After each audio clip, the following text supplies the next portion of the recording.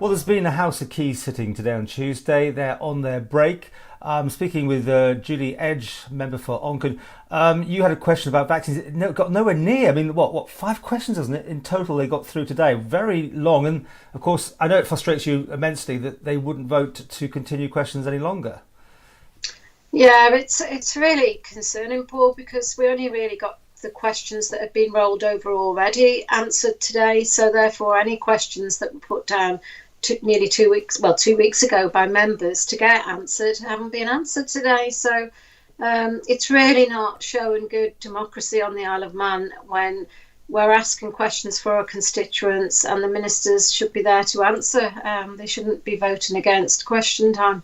The Chief Minister was taking, I think, someone quoted online as a bit of a battering. Would you agree with that today? I'm not.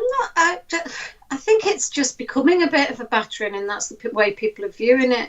I think he's doing his best, but what the people really want to see is accurate, straightforward facts out there, rather than quoting percentages. And what I've actually asked him today is to provide a breakdown of the vaccinations, where we are up to with the priority groups 1 to 6. He said, priority group 6, I think, was 77% people have been vaccinated, but that's 77% of what? There might only be 10 people in that group. Because we don't know how many residents are in each group, we don't know how well they really are doing. And certainly I feel we are way behind the UK. I know a lot of people in the UK, well, all the over 50s have been. So that's priority groups 1 to 9. I keep asking that question. Others ask that question at the press conferences. We get accused of asking the same questions all the time. But we see these differences, and yet we're assured every time that we're on the money. Yeah, and that's why I think it's important to know how many people of the adult population are in each priority group, because when it's all done by percentages, it can be easily changed. And obviously we've had the vulnerable groups. In fact, the vulnerable group is getting done now for the 16s to 65-year-olds. But there's also reports of people that are getting their vaccination letter and they don't really know why they're getting it. And also been recorded that perhaps it could be because they had asthma when they were a child. Now, these are all questions that need answers, but what we need is the vaccines out of the fridges into as many of the adult population as possible. If we've got enough to go beyond priority group 9, let's get doing it. What you've also got a question sitting around, I think it's about the school situation. Obviously you didn't get to that. Can you remind me what the question was?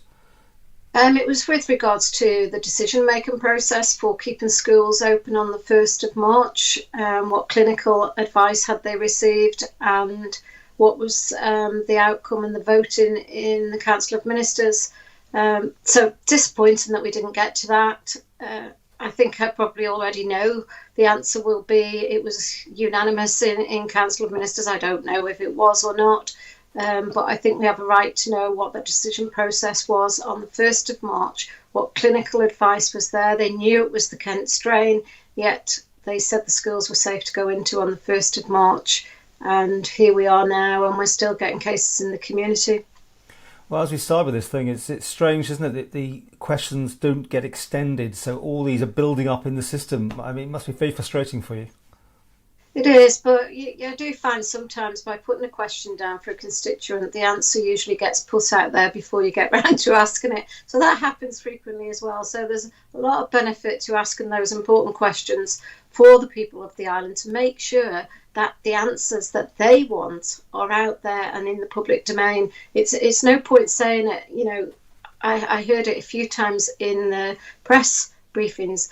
The chief minister states, the members of Tynwald have had a briefing. We have a briefing, but that's not to the public. It needs to be public, clear, accurate facts on numbers, accurate numbers. There was only 3 people vaccinated with the first dose yesterday. Now, bearing in mind that they keep saying that we will be, we're ramping it up, we're doing 1,000 a day last week. Well, let's do 1,000 a day every day, as much as possible, and make sure people are nervous, Paul, that there's talk about vaccine supplies. The EU might make changes. People are nervous. Let's be clear with them, honest. Get the facts out there that we've got enough vaccine in stock to do the priority groups 1 to 9. we don't know beyond that, or if they haven't, be straight with people now. Just to make clear though, 3 first jabs, wasn't there a lot of second jabs done on the data from yesterday? There was yesterday, 500 and something, yes, 500 plus yesterday.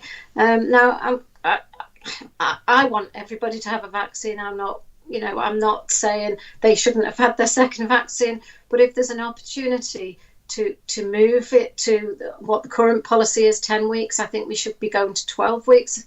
As the minimum. There's good scientific evidence out there. Chief Minister seemed to challenge that when Honourable Member for Central asked that today.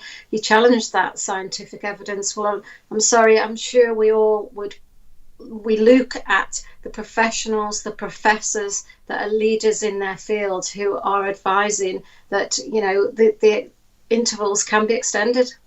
Well, we're on the 1 year anniversary since the lockdown, and we've just put up an item looking back on the lead up to the first lockdown. It's obviously looking back on things. It's quite interesting, isn't it? Because, as you say, the science changes, the technical information changes, because we were all told not to wear masks originally, and of course that all changed. So you think it's just a question of when, not if, they'll change this to a longer duration between the 2 jabs? Well, I'd hope they're listening to the scientific evidence, and we're in the middle of a big outbreak. It's still continuing with new cases every day. We need to get as many people in the island's population vaccinated so that we can get back to that normal that everybody wants. We want to be able to carry on, but it's key. It's really contagious. This strain. They've known that all along. And key is to get as many of those vaccines. Professor Van Tam said it clearly at the weekend on the news. He said that vaccines in fridges doesn't save lives. Vaccines in arms does. And I think that's the information that I would be listening to. And to finish with, do you think the Chief Minister and Coburn have still got the support of members of Tynwald?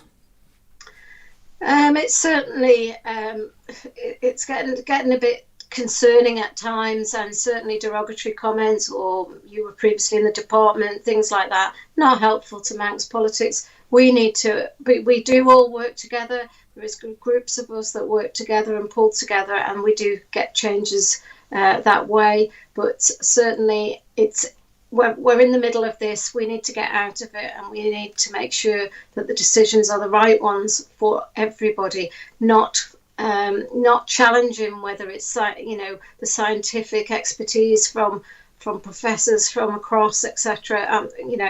I find that difficult. I want clear facts, clear stats that are informing the public and they're accurate.